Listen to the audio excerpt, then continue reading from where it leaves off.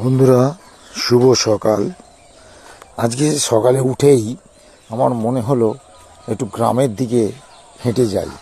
কেন, শহর তো অনেক হলো, কারণ আমরা নিজেরাই শহরে থাকি, তা শহরের পরিবেশ সবসময় দেখে থাকি, তাই তোমাদের সামনে একটু গ্রামের পরিবেশ তুলে ধরলাম।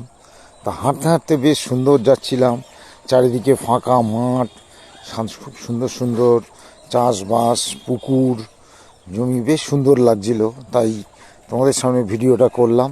তা দেখো বন্ধুরা, যাচ্ছি যে যে দেখছি একটা পুকুরে মাছ ধরা চলছে, তা তোমাদের সেই মাছ ধরাটাও তোমাদের একটু দেখিয়ে দিই। দেখলাম বেশ সুন্দর করে তারা সব জাল ফেলে মাছ ধরছে পুকুরে।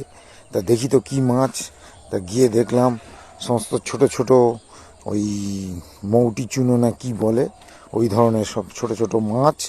তা দেখে তো খুবই ভাল লাগলো, কেননা এরকম ধরে মাছ ধরে সামনাসামনি দেখাটা একটা ভাগ্যের ব্যাপার, কেন সবসময় এই সমস্ত ধরনের দেখা যায় না, তাই তোমাদের সামনে তুলে ধরলাম। দেখো বন্ধুরা, মৌটি চুনো কি বড় বড়, খুব সুন্দর।